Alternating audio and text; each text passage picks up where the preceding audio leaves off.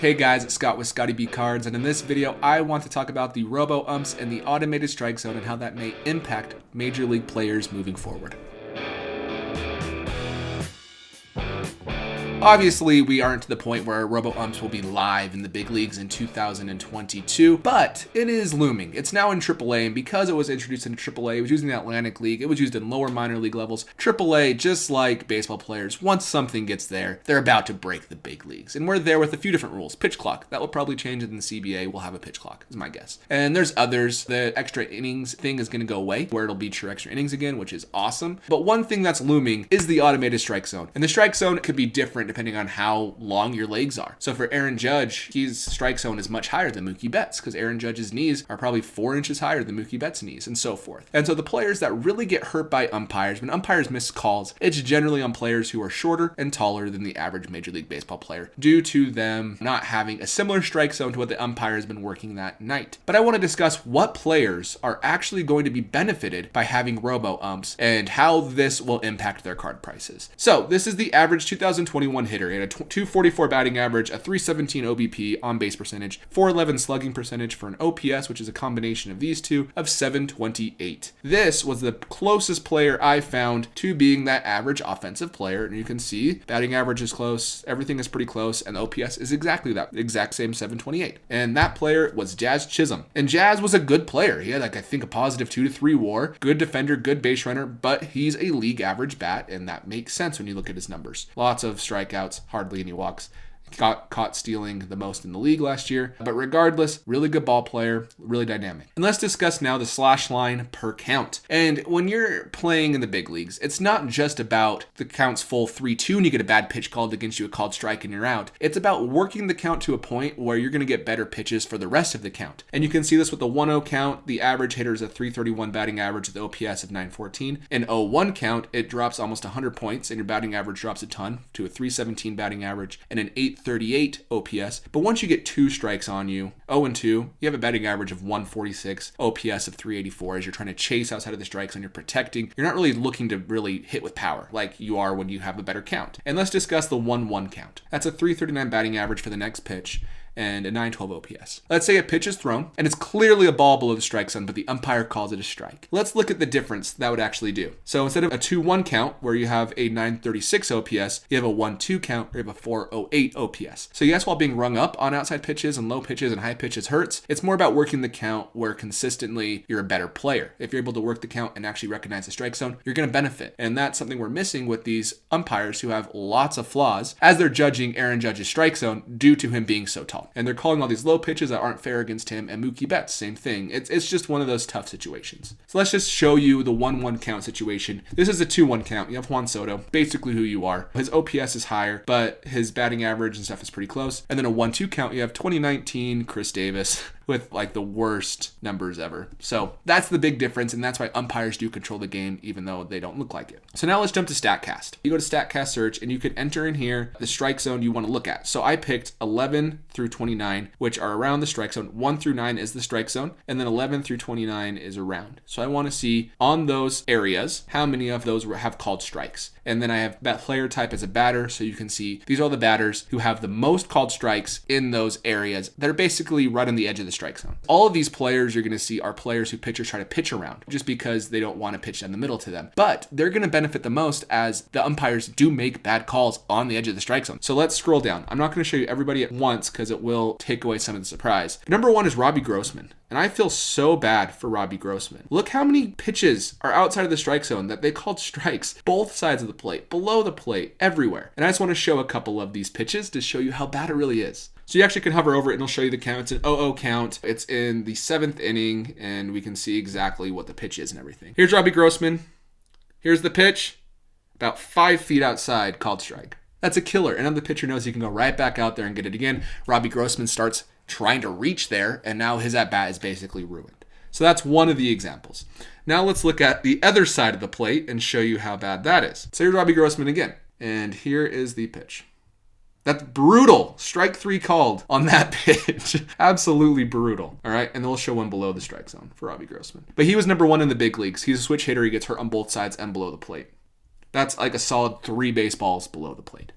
So that's one player who gets hurt. But as we scroll down, you're going to see some interesting things. Number 3 is Juan Soto. And you wouldn't expect Juan Soto to be on this list, but because pitchers try to pitch around him so much, he's going to get more calls against him, which makes sense just because he gets calls for and against. But a majority of the pitches he sees, 12%, which is really high, are in those areas. Robbie Grossman was at 13%. Robbie Grossman had a 3 WAR last year, 2.9 WAR. So if he wasn't getting constantly screwed by the umpires, I bet he'd have an even better year. Let's go look at Juan Soto. So here's Juan Soto, and you can see inside below, but he's really hurting the outside of the strike zone. One fun thing you can do is you can go to plate appearance result. It will show you. So this is a strikeout against Juan Soto.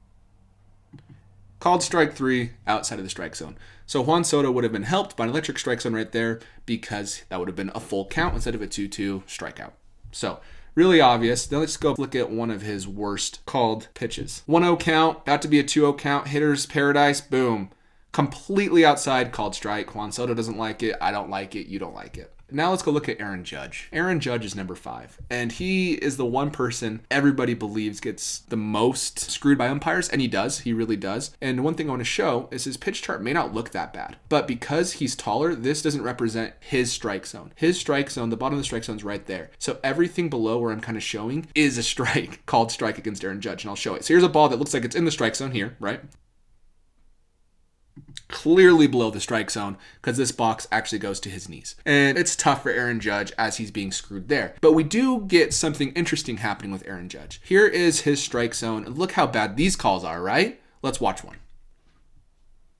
That's actually in the strike zone because he is so much taller.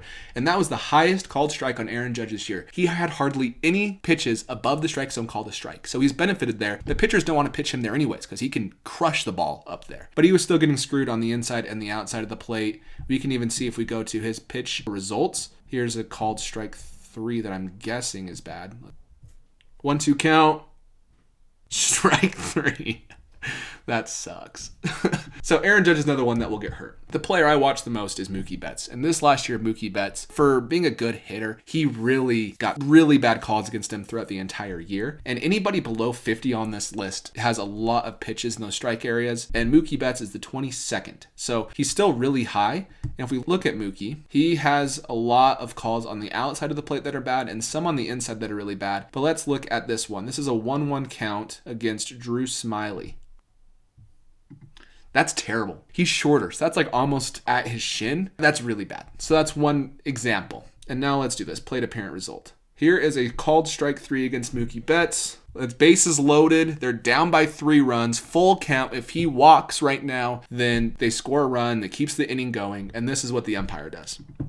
Ball is 2 baseballs inside strike 3. And you can see Mookie's mad. And the umpire probably thinks that Mookie's being a little baby and a jerk. But I'd be ticked too if that happened to me. That's a consistent theme with what happened to Mookie Betts throughout this entire year. He was always the guy who got hurt by those pitches. We could even see it right here. This might be right in the strike zone because his strike zone's lower than Aaron Judge's. But this is a tie game, bottom of the 9th inning, 2-2 count. Still below the strike zone, strike 3 called out. And it's not just, like I said, those results. So let's see if I could show pitch types one more time. Let's see if we can find a situation where it hurts even worse. This is against Carlos Estevez of the Colorado Rockies. Up and away, called strike. Now he's down 0-1 instead of up 1-0. And you can see he's just like, what are you talking about, man? So that's very common for a lot of baseball players. But anybody in the top 50 is really going to benefit from the Robo Ump simply because they won't have to deal with these bad calls and trying to protect the strike zone. Once Robbie Grossman sees that pitch called off the plate, the pitcher knows that, he knows that. The umpire believes it's a strike zone, and now Robbie Grossman has to protect. And that's just how it is for all of these players. Yankee fans, you're completely justified with Aaron Judge. I was surprised to see Juan Soto this high on this list, but it makes sense because he has so many pitches in that area. But there are a lot of players in this list that are going to benefit drastically. And once that Robo Ump is introduced, their numbers are going to go up. Their OBP is going to be higher. Their slugging will probably be higher as their pitchers are forced to pitch in the strike zone for the first time without getting those help and calls. And overall, their value will go up, their WAR will go up, and their card values will go up. So there is something to be seen here. These players' card values, some of them are going to rise if this happens in the next 3 years because they'll be in their prime, and now the pitchers have to pitch to them instead of pitching around because of their height. They can't pitch Aaron Judge's ankles and get a strike call. Feel free to go jump into Baseball Savant Statcast. It's super fun, and you can see which players you love are getting screwed. One thing that was interesting, someone said Bryce Harper. Bryce Harper is 125th, so he's actually pitched really fairly. Only 7% of his pitches are in that area I showed, while Aaron Judge is having basically 11.4% of his pitches in those areas. So people aren't afraid to challenge Bryce Harper because he will swing and miss, but they don't want to challenge Aaron Judge or Juan Soto or Mookie Betts, and I don't blame them at all. At the same time, there are players that are going to be hurt by this strike zone thing. Mike Trout, I know he's one of the players who gets some of the best calls from the umpires because they respect him a lot. They'll have pitches that are relatively obviously in the strike zone that they call a ball. I think they could be hurt. So anyways, thank you for watching. Let me know in the comments below what your thoughts are on Robo Umps, if you're excited, not excited. And other than that, I'll catch you in the next video. See ya.